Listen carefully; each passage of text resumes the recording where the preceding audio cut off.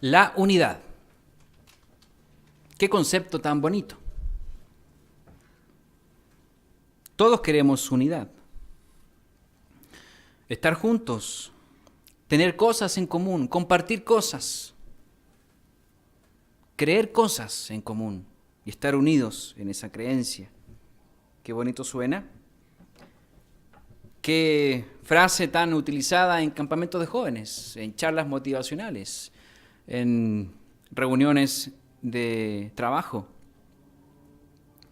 Ciertamente la globalización en el mundo actual ha hecho que este año, de manera contraria, pareciera ser que el mundo, la palabra globalización es algo que está como encerrando en un solo sentido, pero parece ser que el mundo se está dividiendo más hoy día.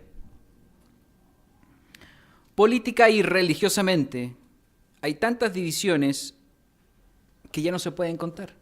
¿Cuántos partidos políticos empiezan a crecer cada vez que termina un periodo presidencial? En Chile estaban ahora terminando, en México comienza el próximo año y parten los colores políticos. Tienen toda la gama del arco iris para inventar un nombre y elegir un color. Las religiones también se reinventan y se inventan cada día. Cada mes o cada semana a alguien se le ocurre alguna nueva idea. Lo publica en internet y ya tiene seguidores. Lo hemos conversado varias veces.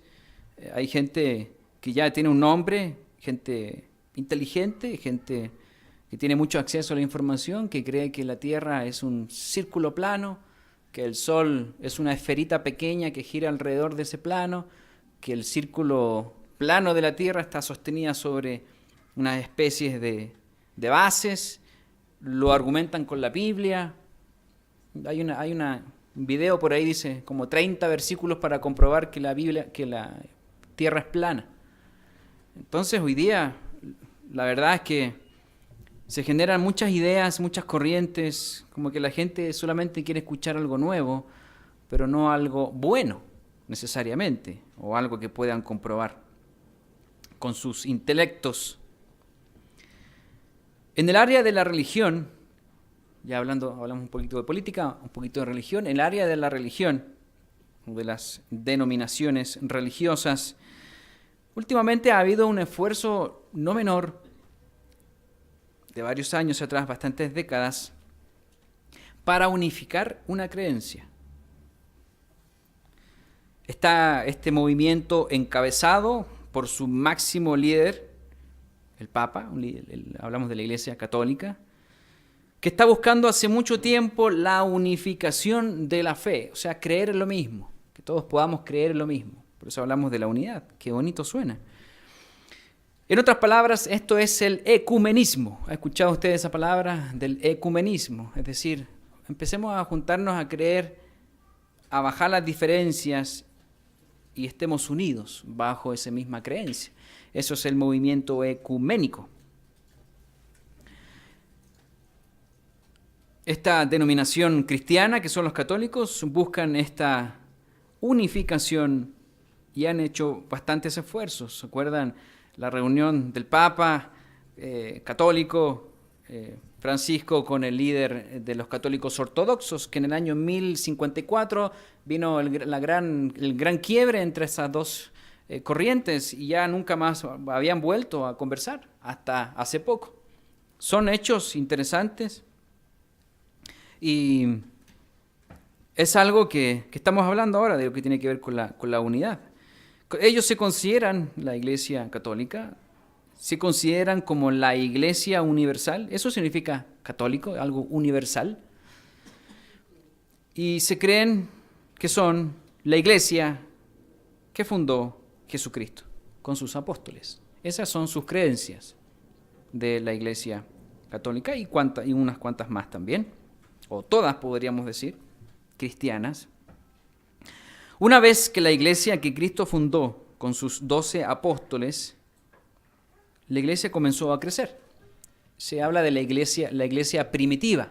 Cuando hablamos de la iglesia primitiva no quiere decir que estén ahí como unos cavernícolas, sino que hablamos de que es una iglesia que comenzó con los apóstoles, del año 0 hacia adelante, cuando empieza a gestarse la predicación del Evangelio con Juan el Bautista, con Jesucristo, y empiezan los discípulos, apóstoles, y comienza la iglesia en el día de Pentecostés, con el recibimiento del Espíritu Santo.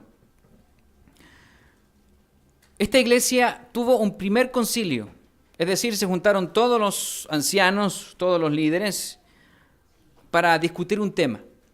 Lo hemos leído en varias oportunidades. En Hechos capítulo 15 hablamos del concilio de Jerusalén, donde se habló acerca de la circuncisión. Acuérdense todo la problemática que había de los gentiles que no eran circuncidados y que no podían participar de las creencias de los judíos. Entonces aquí se empieza a juntar esto, viene en Hechos 10, Pedro mata y come, vienen todas estas visiones e instrucciones y guía de Dios para que al final Pedro entendiera y dijera, ahora entiendo lo que es la visión, que Dios no hace acepción de personas. Y ahí empiezas entonces aquí a formalizarse que la circuncisión y todos los ritos ceremoniales, que es lo que considerado del antiguo pacto, del Antiguo Testamento, ya no era necesario para que un gentil pudiera formar parte de la misma fe que un judío. Ahora la circuncisión, y siempre se buscó ese principio, en Deuteronomio habla de la circuncisión del corazón. Aquí entonces ahora se formaliza la circuncisión del corazón y no de la carne. Acuérdense el pacto que Dios hizo con Abraham cuando tenía 100 años, hablando de la circuncisión. Ahora, este mismo pacto tiene una modificación de connotación espiritual mayor, es decir, ahora comienza este pacto mayor o superior. Ese fue el concilio de Jerusalén. Si nos saltamos al año 325 después de Cristo, las personas le llaman el segundo concilio, el concilio de Nicea, donde no estaban los mismos líderes que en el concilio de Jerusalén. Realmente este concilio de Nicea del año 325, dirigido por Constantino, no tiene mucho que ver con cristianismo en realidad. Si ustedes han leído algo de historia, aquí Constantino une los dos grandes poderes, la religión y el poder cívico. Y él entonces se hace acreedor de estos poderes, se autoproclama como vicario de Cristo, es decir, él reemplaza a Cristo, estableció una serie de dogmas y sincretismos que hasta el día de hoy muchos piensan que era lo que la iglesia primitiva guardaba. Muchas cosas que los cristianos hacen hoy empezaron a forjarse en aquel año. Todo este sincretismo, estas mezclas que habían entre algo original y lo pagano, estas mezclas. Y aquí entonces comienza una iglesia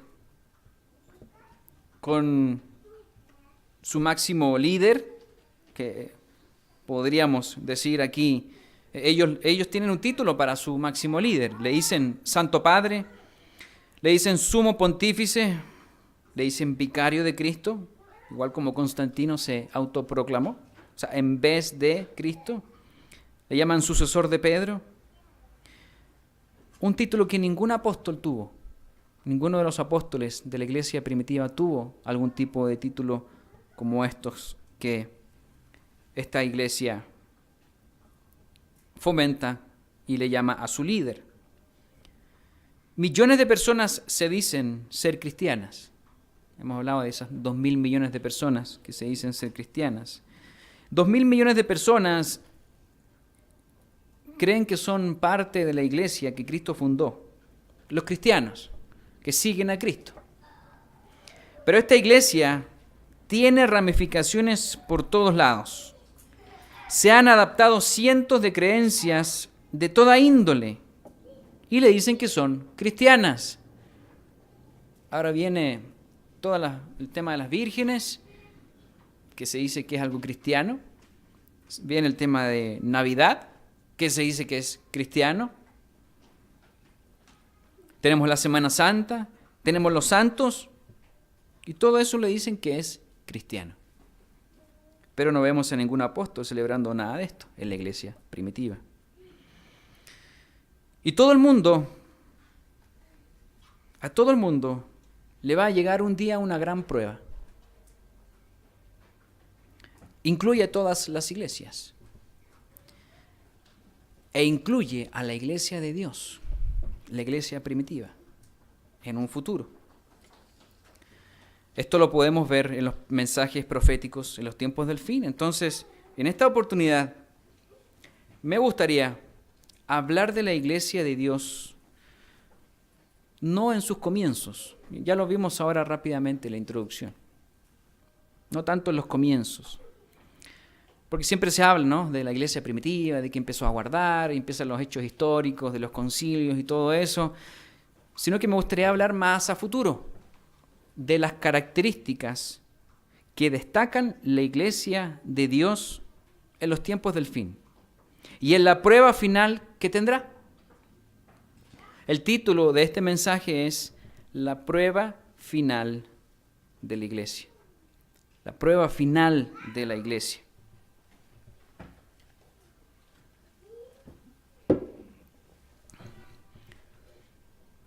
La personificación femenina de dos mujeres muy diferentes entre sí en el libro de Apocalipsis nos da un panorama general de las iglesias que habrían en los tiempos del fin.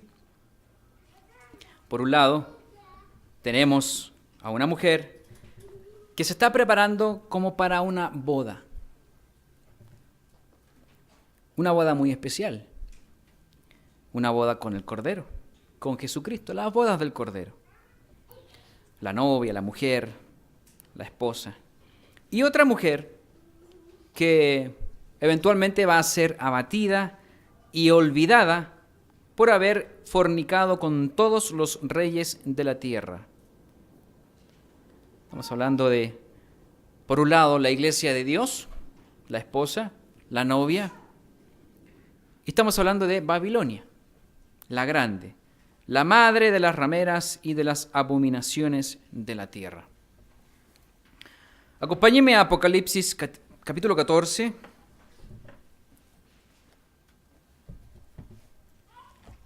Apocalipsis capítulo 14.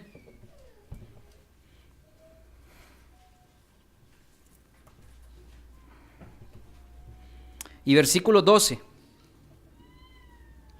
Vamos a hablar de las características de este grupo particular,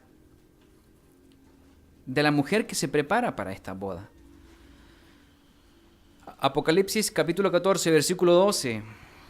Aquí está la paciencia de los santos, los que guardan los mandamientos de Dios y la fe de Jesús.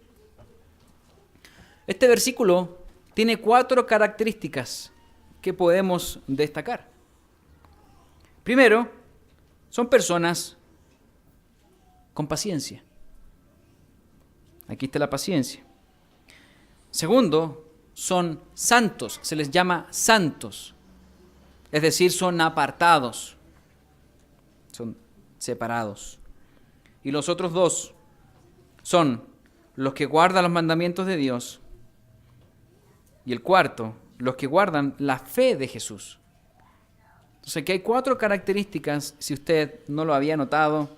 Generalmente hablamos de los 2, guarda los mandamientos y la fe de Jesús, pero también habla de la paciencia y de que son personas santas. No quiere decir que tengan altares y que hay que adorarlos ni nada de eso, sino que entendemos muy bien lo que significa ser santo, ser apartado para un objetivo específico por Dios.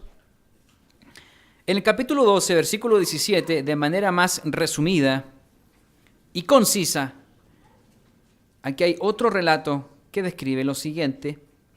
En Apocalipsis 12 y versículo 17, hablemos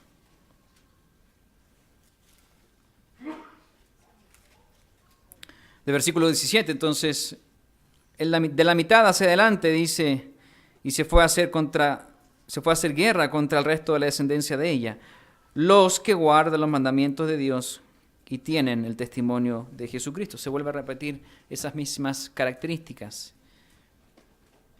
Y estas características, de manera implícita, Obviamente, una persona que guarda mandamientos de Dios es una persona paciente, es una persona santa, porque está haciendo algo diferente. Entonces el anterior, 14:12, habla un poquito más, pero el 17 es más conciso. Estas características describen quiénes formarían parte del grupo que, colectivamente hablando, como grupo, se le llama la mujer, la esposa, la novia de Jesús. Entonces, guardar los mandamientos, ¿qué significa guardar los mandamientos? Amor a Dios. Cuando uno dice que ama a Dios, y la Escritura dice que para amar a Dios hay que guardar sus mandamientos, hay que hacer algo, hay que demostrar ese amor guardando sus mandamientos.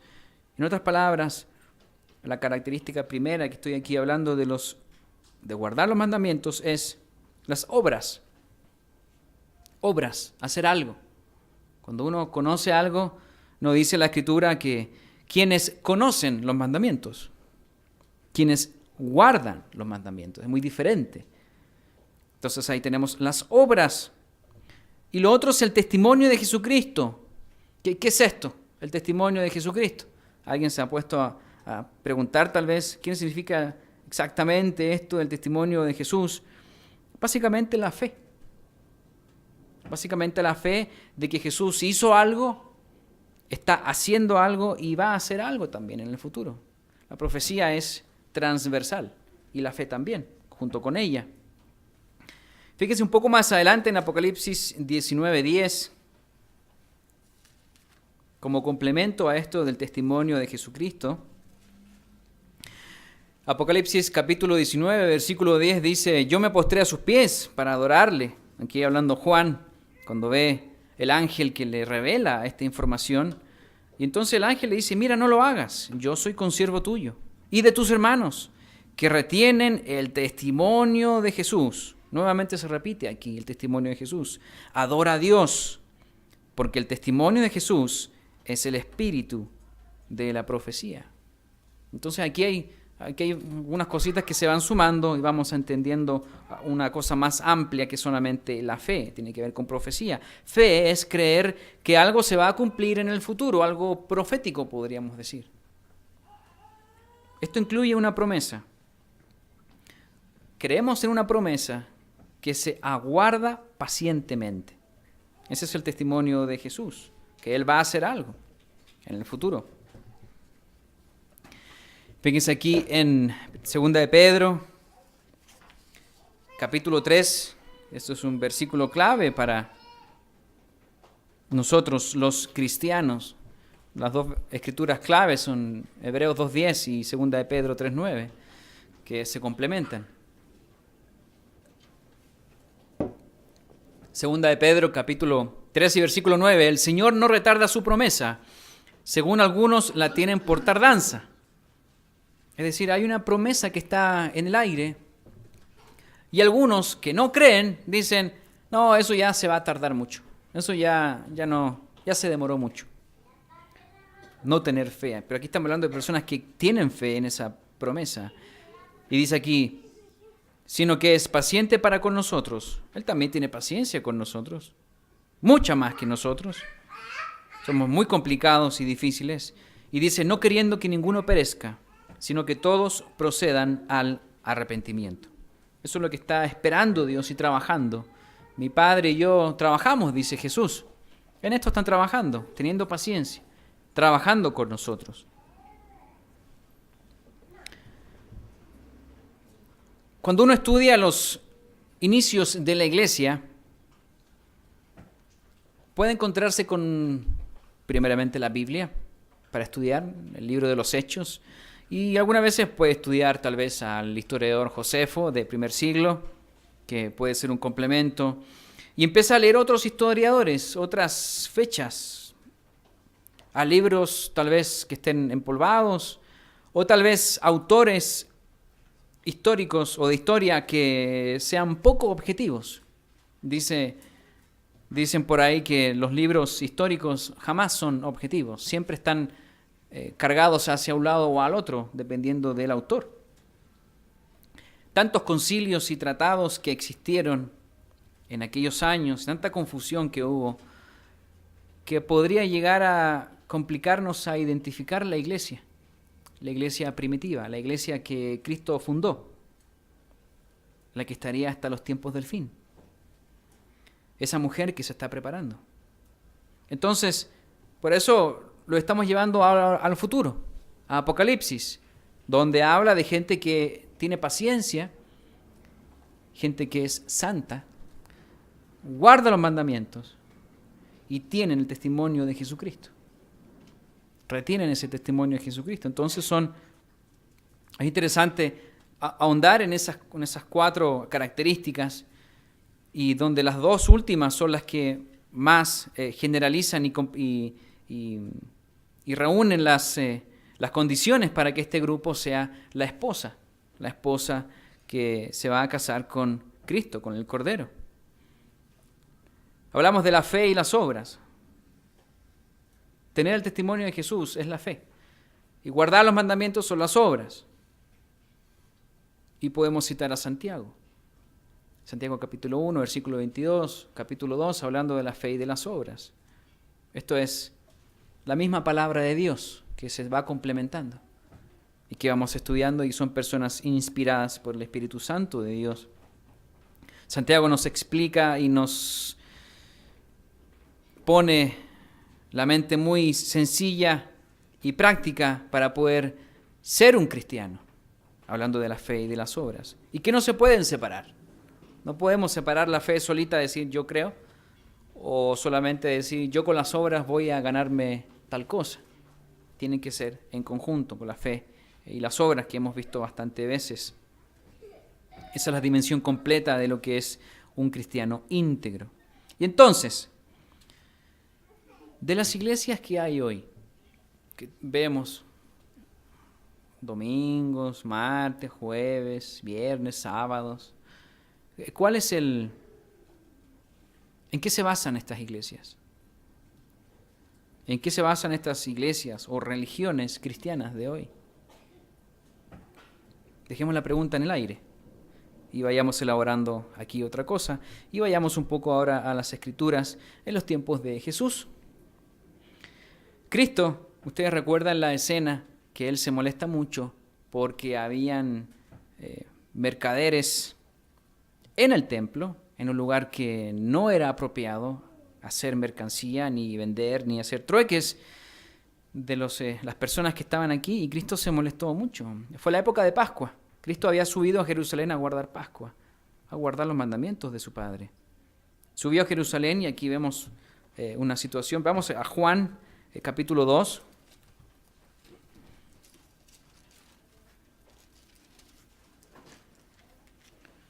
Donde vamos a desarrollar algunos versículos para irnos al punto de lo que es lo que Él responde aquí después de esta molestia.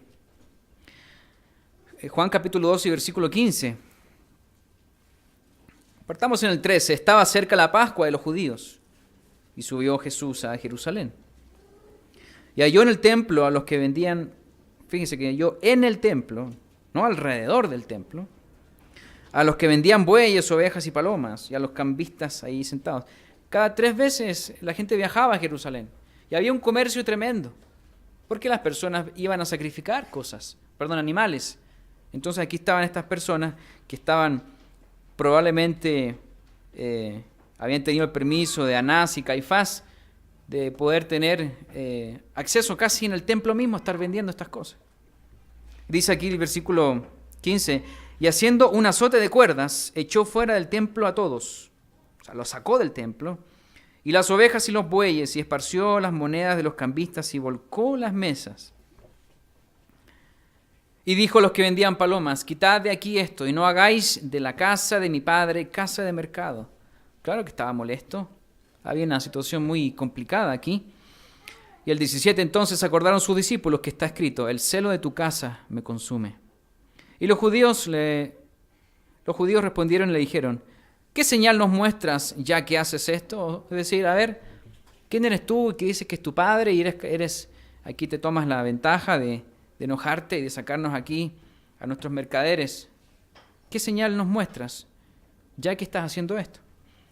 Respondió Jesús y les dijo, destruid este templo y en 3 días lo levantaré. Frase corta, precisa, profética. Dijeron luego los judíos, en 46 años fue edificado este templo, ¿y tú en 3 días lo levantarás? Ellos no entendían. Y aquí la escritura de Juan dice el versículo 21, mas él hablaba del templo de su cuerpo. En 3 días, dice aquí, lo levantaré. Versículo 22, por tanto, cuando resucitó de entre los muertos, sus discípulos se acordaron que había dicho esto y creyeron la escritura y la palabra que Jesús había dicho. Esta señal, si ustedes se recuerdan más adelante, fue la misma que él le dijo a la generación incrédula. Se los leo. La generación mala y adúltera demanda señal, pero señal no le será dada, sino la señal del profeta Jonás. Porque como estuvo Jonás en el vientre del gran pez 3 días y 3 noches, así estará el Hijo del Hombre en el corazón de la tierra 3 días y 3 noches. Mateo 12:39. Entonces esto está hablando básicamente de la misma señal de Jonás. El templo, comenzando con el que fue utilizado por Israel en el desierto. ¿Se acuerdan? Como hemos hablado del templo. Israel comenzó con un templo móvil. Después que le dio las instrucciones a Moisés. Más adelante el templo se estableció de manera fija con Salomón. Ahí viene la grandiosidad del templo de Salomón. Luego con Josué y Zorobabel, ese otra reconstrucción del segundo templo, y que fue también modificado por Herodes, que en los tiempos de Jesús. Ese fue el templo que Jesús vio con sus ojos. Todo esto de los templos fue un proceso por el cual Dios utilizó para que comenzara Dios a habitar con el hombre, poquito a poco. Sin embargo, en la época de Jesús, los judíos, quienes estaban muy orgullosos de un sistema religioso y estaban muy orgullosos de su templo, creían que serían indestructibles, que lo tenían ahí todo el poder acumulado. Pero ¿qué pasó? Cristo murió, abrió el acceso al Evangelio por medio de un nuevo y mejor pacto, no como los israelitas en el desierto. Derribó eventualmente un templo en donde Dios ya no habitaba. La gloria que habla la Escritura es la gloria que había en Jesucristo de Dios y que Él estaba ahí y estaba entrando y saliendo del templo. Pero ya no era la gloria humana o la imagen del templo de Salomón. Esa es la gloria futura que está profetizada en el Antiguo Testamento con los profetas menores. Dios ya no habitaba para que a estas personas que formarían parte de los israelitas espirituales, ahora hubiera un cambio de que ahora el templo fueran las personas. Ya no era un edificio. Para que Dios morara en los cuerpos de las personas. El Espíritu Santo dentro de ellos. 1 Corintios 3. Fíjense aquí, hay varias escrituras que hablan de esto, pero lo estamos hablando porque la pregunta que hice hace algunos minutos, hay cosas que las iglesias hoy día les importa mucho. Estamos hablando del templo. 1 Corintios capítulo 13 y versículo 16. ¿No sabéis que sois templo de Dios y que el Espíritu de Dios mora en vosotros? 17.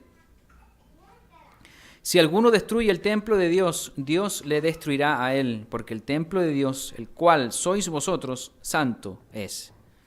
Más claro, echarle agua a la situación de lo que es el templo hoy. No los tiempos de Salomón o de Moisés en el desierto. Ya vivimos en una época diferente. No estamos buscando impresionar a las personas con un lugar muy alto, que intentan llegar a Dios tal vez, igual que la Torre de Babel. No estamos intentando impresionar a personas para decirle, cuando nos preguntan, ¿Dónde está tu iglesia? ¿Dónde te reúnes? Nosotros no decimos, nuestro templo se encuentra en... Esa no es la respuesta de nosotros, o no debería ser. Nuestra respuesta es, nuestra iglesia se reúne en tal lugar. Pero la palabra templo ahí es donde de repente hace un poco de ruido, porque no vivimos de nuevo en los tiempos de Moisés, ni Salomón, ni Zorobabel. Vivimos en los tiempos donde la iglesia de Dios se reúne en varias partes. Esa es la iglesia de hoy. Fíjense aquí, les traigo algunos ejemplos, hablando de esto, de dónde se reunía la iglesia primitiva. Voy a centrarme aquí en un inicio de una iglesia, en el viaje que Pablo tuvo ¿se acuerdan que apeló a César? Entonces andaba viajando por todos lados, lo llevaban para acá, lo llevaban para acá, se andaba defendiendo con todo el mundo.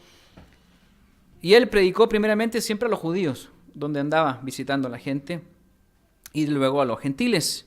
De hecho, el libro de los Hechos, al final termina Pablo cansado y dice, ya, no quiero nada más con los judíos, me voy con los gentiles a predicarles. Así termina el libro de los Hechos, con Pablo en Roma, encarcelado en una casa. Y aquí en Hechos 18, un poco antes, hablando de esta aventura de Pablo, que es bastante de sus aventuras son las que nosotros leemos en el libro de los Hechos. Hechos capítulo 18 y versículo 1. Vamos a hablar aquí los inicios de una iglesia. La iglesia en Corinto. Hechos capítulo 18, versículo 1. Después de estas cosas, Pablo salió de Atenas y fue a Corinto. Acuérdense de Atenas, el Areópago, donde andaba Pablo ahí hablándole a los griegos y toda la cultura helenista, que hoy día tenemos mucha influencia. Vemos aquí el versículo 1 del capítulo 18. Después de estas cosas, Pablo salió de Atenas y fue a Corinto. Y halló a un judío llamado Aquila, natural de Ponto, recién venido de Italia con Priscila, su mujer. Por cuanto Claudio había mandado que todos los judíos saliesen de Roma, fue a ellos. Aquí hay unos judíos que habían sido expulsados de Roma por Claudio. Versículo 3. Y como era del mismo oficio, Pablo, hablando de Pablo, se quedó con ellos y trabajaban juntos, pues el oficio de ellos era hacer tiendas. Y fíjense aquí, discutía en la sinagoga todos los días de reposo y persuadía a judíos y a griegos. Aquí estaba el trabajo de Pablo. Persuadía a judíos y a griegos, pero estaba discutiendo en la sinagoga todos los días de reposo. Y cuando Silas y Timoteo vinieron de Macedonia, Pablo estaba entregado por entero a la predicación de la palabra, testificando a los judíos que Jesús era el Cristo, ese evangelio. Pero oponiéndose y blasfemando estos, les dijo, sacudiéndose los vestidos, vuestra sangre sea sobre vuestra propia cabeza. Yo limpio, desde ahora me iré a los gentiles. Entonces Pablo empieza a madurar esa situación, pero siempre le intentaba persuadir y de predicar a los judíos, mayormente en las sinagogas. Hay otros ejemplos por ahí en un río, orando fuera del río. Pero aquí en el versículo 7 dice, y saliendo de allí se fue a la casa de uno llamado Justo, temeroso de Dios, la cual estaba junto a la sinagoga. O sea, una casa que estaba al lado de la sinagoga. Y Crispo, el principal de la sinagoga, creyó en el Señor con toda su casa, y muchos de los corintios oyendo creían y eran bautizados. Entonces aquí vemos el contexto de la iglesia del inicio de Corinto. Fíjense, se los voy a leer, aquí dice, hablando de esta misma iglesia, las iglesias de Asia os saludan, Aquila y Priscila, con la iglesia que está en su casa, os saludan mucho en el Señor. 1 Corintios 16, 19. Hablando de una iglesia en una casa. Otra. Saludad a los hermanos que están en la Odisea y a Ninfas y a la iglesia que está en su casa. Colosenses 4:15. Estas salutaciones finales de las cartas que saludan. Mándale saludos. Hoy ya decimos por teléfono, mándale saludo a tal persona. Bueno, antes hacían cartas. Aquí vienen los saludos. Fíjense esta otra. Pablo, prisionero de Jesucristo, y el hermano Timoteo, al amado Filemón, colaborador nuestro, y a la amada hermana Apia, y a Arquipo, nuestro compañero de milicia, y a la iglesia que está en tu casa. Gracia y paz a vosotros, de Dios vuestro Padre y del Señor Jesucristo. Filemón, versículos 1 al 3, no tiene capítulo Filemón, es una carta cortita. Ahí están las salutaciones de otra iglesia, de personas comunes y corrientes, que estaban reuniéndose en casas, la iglesia de Dios. Y podríamos decir hoy, ¿por qué no? Saludamos hoy a las iglesias que están reunidas en Acapulco, en Chiapas, en Iguala, en Monterrey, en Querétaro, en Tabasco, en Tamaulipas, en Tequila, en Tepic, en Toluca, en Lerdo de Tejada. Gracia y paz a ustedes, que ellos nos escuchan y nos están mirando en este momento. Se aplica eso también hoy. En varios de estos lugares de los cuales he tenido la dicha y el honor de poder visitar, los mismos miembros me dicen, hay gente que está interesada y nos preguntan, ¿dónde se reúnen? Y ellos, y yo también he visto, que cuando uno responde,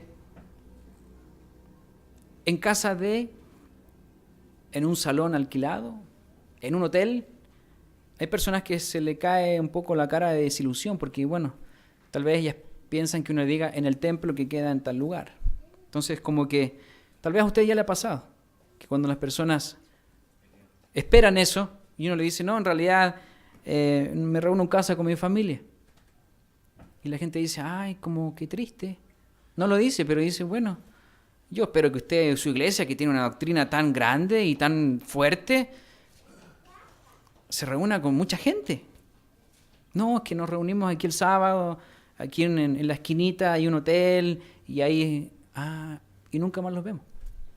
Entonces parece ser que eso está mucho en la cultura de las iglesias. La iglesia del Nuevo Testamento la conforman un grupo de personas que son llamadas a ser separadas de la sociedad, a ser separadas de un mundo actual, esto de ser santos, de un mundo que cuando uno se apega al mundo al final está siendo más enemigo de Dios, que está en enemistad contra Dios. ¿Podríamos reunirnos un día, mis hermanos, en un cerro, en el cerro o en el volcán, el Popo? ¿Podríamos tal vez reunirnos ahí? ¿Sí? Ojalá que no. No me quiero quemar ahí con la lava, pero claro que sí se puede. Las circunstancias van cambiando en los años. Gracias a Dios todavía tenemos un lugar hoy día y mucha gente que acabamos de saludar y que nos está escuchando, sí tiene un lugar tranquilo para reunirse. ¿Hasta cuándo? No lo sabemos. Como hablaba el sermoncillo, agradecidos, ser agradecidos, dar las gracias o tener ese concepto. Son las personas las que conforman la iglesia de Dios. Es un cuerpo espiritual, porque dentro de ellas habita el Espíritu Santo de Dios y hace el lugar especial por las personas, no por el material ni por lo grande que fuera un lugar, sino por las personas. Eso es, nosotros lo sabemos, pero es importante volver a recalcar ese punto, porque últimamente en algunas iglesias pequeñitas hay gente que dice, bueno, y hablan del templo, y considera importante este enfoque. Ahora bien, dijimos en un comienzo que la iglesia en los tiempos del fin, volvamos ahora al futuro, ¿se acuerdan que tenía ciertas características? Personas con paciencia, que se iban a apartar del mundo, santos, guardaban los mandamientos y tienen el testimonio de Jesucristo. Entonces son personas que abrazan la verdad de Dios, que entienden la verdad de Dios, la practican, creen en Jesús, son separados, son pacientes y predican el evangelio, no los evangelios de una persona X. Muchas iglesias dicen, es que tenemos el libro de tal persona que escribió en tal año, que tiene tal aparición y entonces a él le creemos. ¿Y dónde está la Biblia? Hay muchas iglesias muy grandes que creen en sus propios profetas. Y la iglesia nuestra lee muy bien Apocalipsis. El que le quita y el que le agrega aquí Eso es algo que no se debería hacer. Ya la palabra de Dios estuvo ahí y con Apocalipsis se cierra. Entonces no le agregamos y tampoco le quitamos. Para ubicarnos nosotros en la iglesia que estamos asistiendo el día de hoy y que nos están escuchando y que nos están viendo y que van a ver quizás esto de manera diferida, echémosle un breve vistazo a nuestro pasado, del cómo estamos aquí. Solamente un breve vistazo. Hoy somos parte de una iglesia de Dios llamada Iglesia de Dios Unida, una asociación internacional. Todos lo sabemos. La que es administrada por seres humanos, que están guiados por el Espíritu Santo, siendo la cabeza de la iglesia Cristo. Pero así como en las farmacias del doctor Símil, hay iglesias similares. No pretendemos hablar de todos los grupos, porque ya estaríamos haciendo otro mensaje, pero sí podemos decir que somos similares entre sí y que venimos del mismo gran grupo, la mayoría, que antiguamente se conocía como la Iglesia de Dios Universal. Es una historia corta, una historia breve, que todos sabemos y conocemos. En aquel tiempo de la Iglesia de Dios Universal, de la cual un servidor nací y crecí, el señor Armstrong, fundador de la Iglesia de la Radio y luego ya de la Iglesia de Dios Universal, tenía una autoridad tal que decía en sus discursos que eran la única iglesia. Tal vez usted lo escuchó. Somos la única iglesia. La única iglesia o la iglesia verdadera en esos tiempos. Entonces uno dice, ¿y por qué lo decía? Bueno, básicamente porque la gente que conformaba esa iglesia tenía paciencia, se separaba del mundo, guardaba los mandamientos de Dios, tenía el testimonio de Jesucristo. La historia describe cómo el señor Armstrong le fue revelado la importancia no solo de Pascua, Pentecostés y Tabernáculos, sino que del plan completo de las iglesias. Aquí hay una historia muy interesante de la iglesia de Dios y el cómo influyó esta corriente para que se abriera esto de las fiestas. Una gran división que hubo aquí en México y en Latinoamérica. Entonces, estas 7 fiestas no eran guardadas por otras iglesias.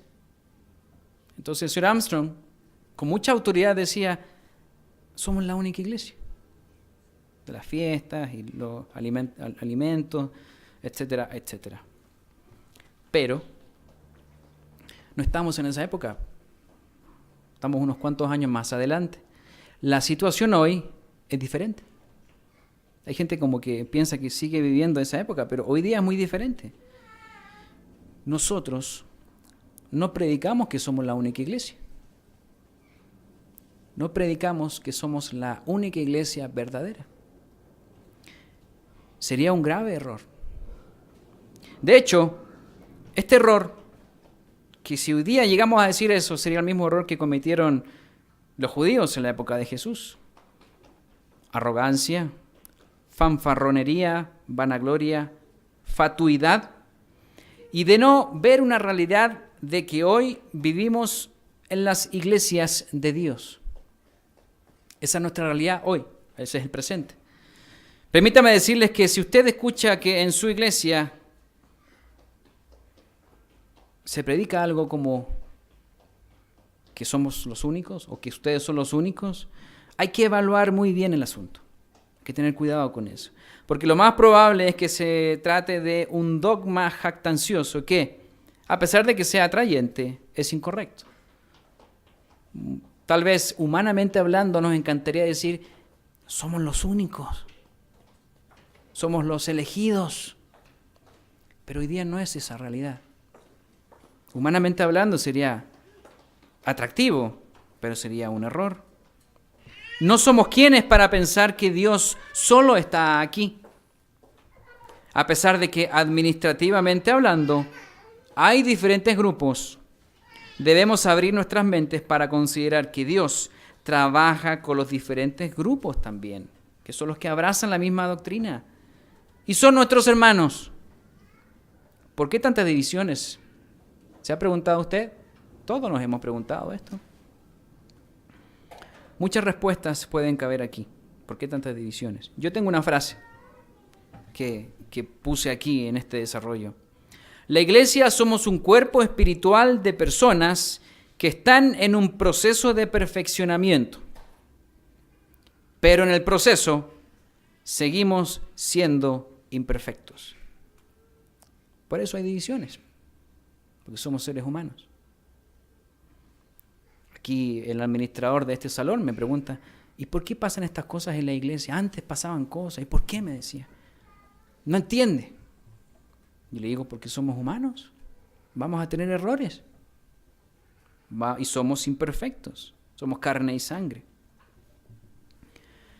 Y siendo varias administraciones humanas en el día de hoy, ya dejando un poco de lado esa parte, personas que creemos lo mismo, que somos otros grupos, otros nombres o apellidos, a todas nos va a llegar un momento como el siguiente. Y es el título del mensaje de hoy, la prueba final de la iglesia. La prueba final de la iglesia. Apocalipsis capítulo 12. Apocalipsis capítulo 12. Lo leímos, pero vamos a leer un poquito más en el contexto. Apocalipsis capítulo 12 y versículo 13. Lo hemos leído esto en varias oportunidades, pero hoy día lo traemos en este mensaje, la prueba final de la iglesia. Versículo 13. Cuando vio el dragón que había sido arrojado a la tierra, persiguió a la mujer que había dado a luz al hijo varón. Acuérdense ahí el símbolo, la metáfora de la mujer de la iglesia de Dios. Y el versículo 14. Y se le dieron a la mujer las 2 alas de la gran águila, para que volase de delante de la serpiente al desierto, a su lugar, donde es sustentada por un tiempo y tiempos y la mitad de un tiempo.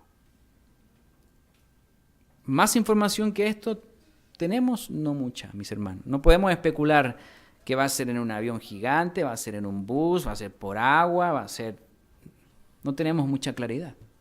No podemos inventar aquí, pero sí sabemos que va a ser algo milagroso. Donde la iglesia de Dios, va a ser llevada a un lugar de refugio. ¿Dónde es ese lugar? Petra, probablemente, pero no podemos asegurarlo con severidad. No podemos. ¿Qué pasa si no es? Quebrantamos la fe de muchas personas. Entonces, lo importante es estar preparados para ese lugar. Ahora, sustentada por un tiempo es la mitad de un tiempo. Eso sí, la Biblia sí lo aclara. 42 meses, 3 años y medio en varias oportunidades. Eso sí lo sabemos. Son 3 años y medio. Versículo 15. Y la serpiente arrojó de su boca tras la mujer agua como un río para que fuese arrastrada por el río. Pero la tierra ayudó a la mujer, pues la tierra abrió su boca y tragó el río que el dragón había echado de su boca. Versículo 17. Y esta es la parte más interesante de esto. Entonces el dragón se llenó de ira contra la mujer y se fue a hacer guerra contra el resto de la descendencia de ella, los que guardan los mandamientos de Dios y tienen el testimonio de Jesucristo. Ahora leemos la película un poco más completa. El capítulo 12 es un resumen que habla de Satanás, de que fue arrojado a la tierra, de Cristo, de las guerras espirituales o angelicales y que llegamos al tiempo del fin. Hablando de un punto que cuando el dragón persiga a la iglesia en los tiempos del fin, no va a poder con ella, porque Dios la va a proteger. Y cuando Satanás vea eso, versículo 17, se va a dar media vuelta y va a ir a buscar a los otros, que están no protegidos, quienes guardan los mandamientos y tienen el testimonio de Jesucristo. Entonces, ¿por qué hablamos de esto? En los tiempos del fin, habrá un grupo de personas que serán protegidos de la gran tribulación por 3 años y medio. Pero ese grupo no será exactamente el que tiene un nombre específico. No será el nombre exacto que está inscrito en la Dirección General de Asociaciones Religiosas de México, o de Guatemala, o de Filipinas, o de Nueva Zelanda. Será un cuerpo espiritual que será protegido. Será un cuerpo espiritual paciente, santo, que guarde los mandamientos y tenga el testimonio de Jesucristo. Esas son las características del grupo que estamos hablando acá. Pero no todos serán protegidos. ¿Se dan cuenta que aquí hay una división grande entre los que son protegidos y los que no? Entonces, ¿por qué tantas divisiones? Porque Dios va probándonos hasta el último momento. Y esta es la gran prueba para la iglesia. Ese es el título del mensaje. El versículo 17 de Apocalipsis 12 nos detalla que habrá un grupo que no será protegido, los cuales serán violentados por el dragón, y muchos de ellos van a morir. No van a estar protegidos. Las iglesias de Dios que abrazamos la sana doctrina, viviremos constantemente pruebas como individuos y en lo colectivo como iglesias. Empezó con Simón el Mago y toda la historia está llena de problemáticas para los individuos y para las iglesias de Dios con el nombre que sea. Dios está trabajando y está refinando la fe de cada uno de nosotros.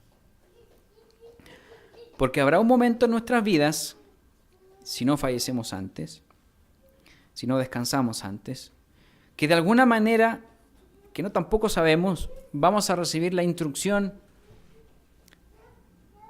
radical de ese momento en nuestras vidas, si no fallecemos antes. ¿Se acuerdan la frase que Dios le dice a Abraham? Vete de tu tierra, de tu casa. Y si le agregamos ahora, deja tu trabajo, deja tu casa, deja tus carros, deja tus hijos, deja tu esposa, deja tu esposo, porque nos vamos a ir a un lugar de refugio. ¿Qué prueba tan difícil será para nosotros? Muy difícil. Y Dios constantemente prueba con fuego el oro y lo refina. ¿Será nuestra fe tan pura y refinada para que el momento que recibamos esa instrucción como hijos de Dios, ni siquiera digamos, déjame cerrar la puerta de la casa? Y digamos, vamos, ya llegó el momento. Por eso hay divisiones. Por eso hay pruebas, por eso hay más pruebas, por eso hay fuego y el fuego como que cada vez se intensifica un poco más. Tiene lógica que sucedan estas cosas. El amor de muchos se va a enfriar. Mateo 24. No hemos vivido nada comparado con lo que tal vez vivamos dentro de poco. Si no nos gustan las divisiones, entonces nos gusta nuestro sillón y nuestro confort.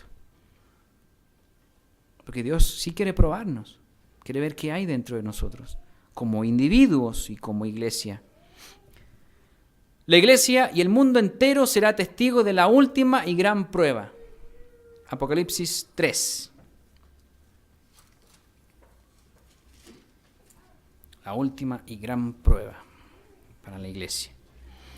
Aquí el contexto son los mensajes a las iglesias, capítulo 2 y capítulo 3, y aquí está el mensaje a la iglesia de Filadelfia, versículo 7. Escribe al ángel de la iglesia en Filadelfia. Esto dice: el santo, el verdadero, el que tiene la llave de David, el que abre y ninguno cierra, y cierra y ninguno abre. Creemos que esto de la llave de David, que esta puerta que se abre, puedan ser los medios de comunicación que hay hoy en día. Creemos que puede ser esa, la puerta tan abierta que hay, donde la mitad de la gente hoy día tiene acceso a Internet, 3.5 mil millones de personas. Y el Internet está el Evangelio. Hablábamos ayer esto del Internet. Ah, no, el Internet está todo malo. Eso es pura basura. Pero hay un porcentaje de algo bueno. Hay un Evangelio que anda por ahí. de gente que nos ha llamado y nos dice, quiero guardar el sábado. A ver, cuénteme de las fiestas. Mándeme la revista. Hay gente que sí nos encuentra. Es decir, no todo es malo en Internet. Obviamente un alto porcentaje. Pero eso hace que, al igual que Roma, en los tiempos de Roma utilizaban los caminos para predicar el Evangelio. Y Roma es la bestia. Y hoy día estamos utilizando el Internet para predicar el Evangelio. Exactamente lo mismo. Antiguamente la Pax Romana se distribuyó de esa manera, con los caminos. Pasa aquí, pasa aquí, pasa acá. Vamos a absorber la cultura, las creencias y vamos a estar todos felices. Todos los caminos llegan a Roma, de ahí viene el dicho. Entonces hoy día estamos utilizando los caminos virtuales también. El mismo Internet de esos caminos para predicar el Evangelio. El único Evangelio. Entonces, el versículo 8. Yo conozco tus obras, he aquí. He puesto delante de ti una puerta abierta. Hablando de esto, que tal vez pueden ser los medios. La cual nadie puede cerrar. Porque aunque tienes poca fuerza, no es una iglesia mundialmente conocida, como alguna vez llegó a serlo. Porque aunque tienes poca fuerza, has guardado mi palabra y no has negado mi nombre. Guardar la palabra es leer la Biblia y aplicar nuestras vidas con estos principios. Sí puedes mentir un poquito, total, en este mundo ya se vale. ¿Y dónde está la Biblia? ¿Dónde está la Biblia en la vida de las personas? Guardar la palabra de Dios. Versículo 9. He aquí, yo entrego de las sinagogas de Satanás a los que se dicen ser judíos. Y no lo son, sino que mienten. Ahí vemos un quebrantamiento de la doctrina, el 9º mandamiento, de personas que mienten y se hacen pasar por. He aquí, yo haré que vengan y se postren a tus pies y reconozcan que yo te he amado. Versículo 10. Por cuanto has guardado la palabra de mi paciencia, yo también, aquí viene lo importante, te guardaré de la hora de la prueba que ha de venir sobre el mundo entero para probar a los que moran sobre la tierra. Esta iglesia va a vivir el momento en que llegue Jesús a la tierra. Esa iglesia va a probar, dice, a los que moran sobre la tierra. Una prueba que ha de venir sobre el mundo entero, los tiempos del fin. De eso está hablando acá. 11. He aquí, yo vengo pronto, retén lo que tienes, para que ninguno tome tu corona. Al que venciere, yo le daré columna en el templo de mi Dios, y nunca más saldrá de ahí. Y escribiré sobre él el nombre de mi Dios, y el nombre de la ciudad de mi Dios, la nueva Jerusalén, la cual desciende del cielo de mi Dios, y mi nombre nuevo. El que tiene oído, oiga lo que el Espíritu dice a las iglesias. El mensaje a la iglesia Laodicea, que es la que viene a continuación, que no queremos leer porque es como la que nadie le gusta leer, pero se la relato. Relata a continuación y describe un grupo de personas que se cree rico, que no tiene necesidad, pero el mensaje es duro hacia ellos y la catalogan como un grupo de gente desventurada, miserable, pobre, ciegos y desnudos. Nadie quiere estar en ese grupo. Pero la actitud de esta iglesia es muy interesante. Por eso cuando hace poco comentábamos en las iglesias de Dios que abrazan o abrazamos la misma doctrina. Dios solamente está aquí, somos los únicos. Vénganse aquí porque aquí se van a salvar. Hay que ver esa parte. Hay que ver esa parte. El consejo que se le da a la gente de la Odisea, que puede ser algo histórico o algo aplicable incluso el día de hoy, es que compre oro refinado en fuego. Hemos estado hablando de las pruebas, de las divisiones, y aquí dice, yo te sugiero que compres oro de mí. Es decir, que tenga fe fina y que se unja los ojos con colirio y que se arrepienta. La iglesia de la Odisea es una iglesia de Dios y a pesar de tener una actitud tan arrogante, es una iglesia de Dios. ¿Alguien se había puesto a pensar en eso? No, los de la Odisea, pero es una iglesia de Dios. Es interesante esa reflexión. Entonces, ya como conclusión a este mensaje, Vimos una breve historia de los orígenes de la iglesia primitiva. Nos fuimos al futuro para buscar estas 4 características resumidas en mandamientos y fe y obras, o la fe en Jesucristo, el testimonio de Jesucristo. Y empezamos a traerlo hacia el día de hoy, ver cómo estamos versus otros grupos de iglesias de Dios que abrazan la misma doctrina, y que hay mucha diferencia del año 2017 al año 80 o 85 o 90. Hay mucha diferencia. Cristo edificó su iglesia, en la que comenzó a predicar un evangelio, y un evangelio muy esperanzador. Y le encomendó una ardua tarea, y también le dijo que no la iba a dejar sola a la iglesia, que la acompañaría hasta el fin del mundo, dice la Escritura. Mateo 28. El Mesías, el ungido, el Salvador, Emmanuel, Dios con nosotros, una vez que resucita, le entrega esta frase a la iglesia primitiva. En Mateo capítulo 28 y versículo 18. Mateo capítulo 28, versículo 18, al final del libro de Mateo. Jesús se acercó y les habló diciendo: toda potestad me es dada en el cielo y en la tierra. Es decir, tengo el control de esta situación.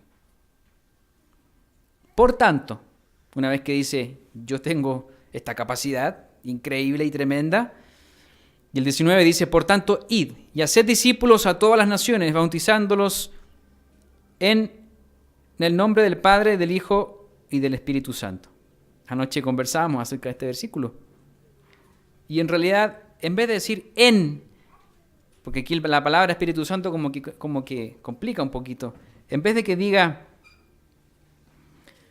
bautizándolos en el nombre, debe decir dentro. Esa es la traducción correcta. Dentro del nombre del Padre y del Hijo, y se lo queremos hacer más claro, y por el poder del Espíritu Santo. Ahí arreglamos ese versículo, no lo intentamos encajar a nuestra visión, sino que la Biblia en todos los otros pasajes habla de que no es una persona el Espíritu Santo. Ese es otro tema, pero aquí es importante.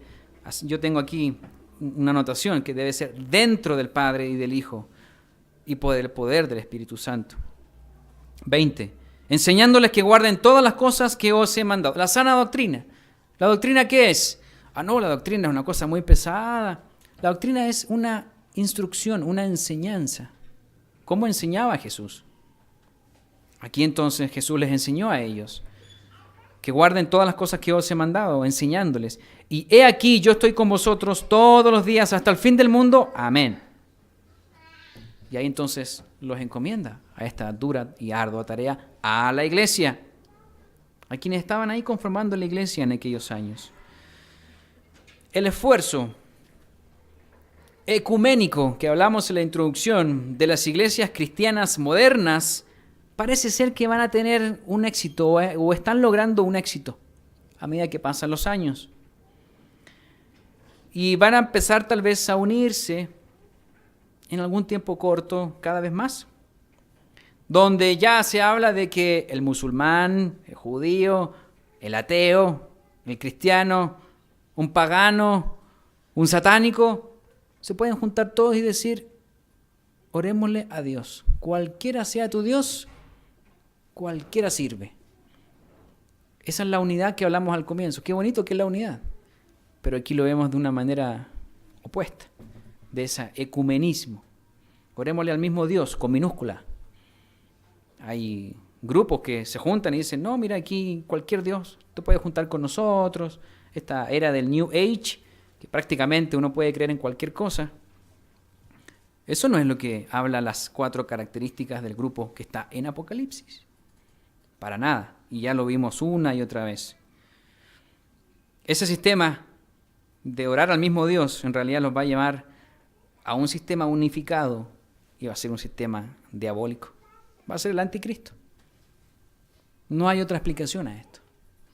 Primera de Tesalonicenses, capítulo 2. Primera de Tesalonicenses, capítulo 2. Ya estamos terminando. Ya vamos a comer.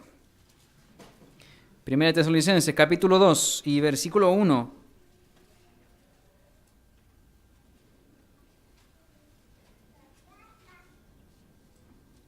A ver, hay algo malo aquí. Primera de Tesalonicenses, capítulo 2. Ups.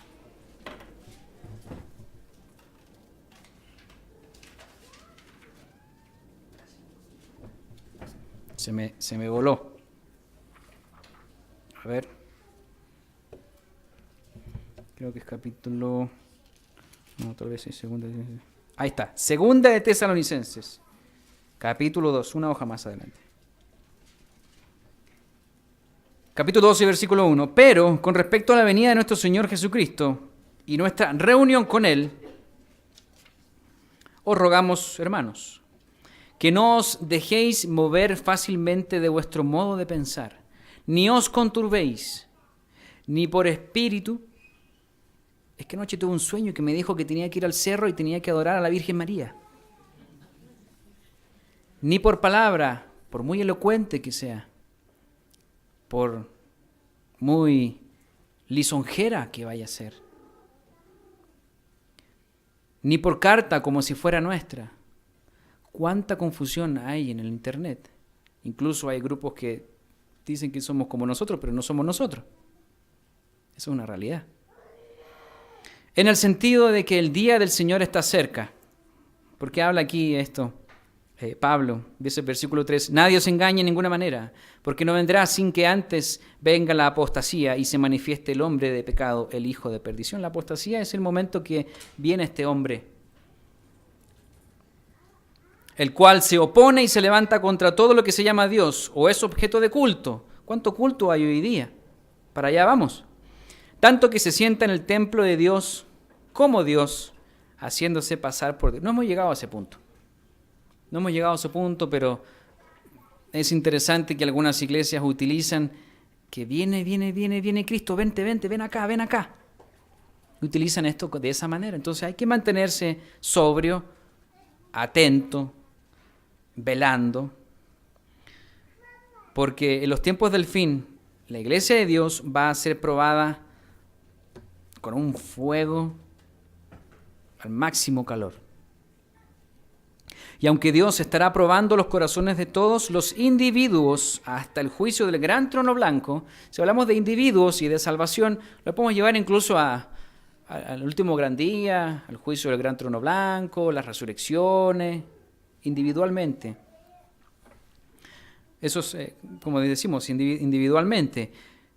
Pero la iglesia primitiva que fundó Cristo y que dijo que estaría con ella hasta el fin del mundo, vivirá una gran prueba final como iglesia, como ya lo acabamos de ver. Sigamos leyendo el versículo 15 y aquí terminamos. En versículo 15 de Segunda de Tesalonicenses, capítulo 2. Así que, hermanos, estad firmes y retened la doctrina, las enseñanzas que habéis aprendido, sea por palabra o por carta nuestra. La gente paciente, la gente santa, guarda los mandamientos, tiene la fe y el testimonio de Jesucristo. 16. Y el mismo Jesucristo, Señor nuestro y Dios nuestro Padre, el cual nos amó y nos dio consolación eterna y buena esperanza por gracia, conforte vuestros corazones y os confirme en toda buena palabra y obra. Muy buenas tardes a todos.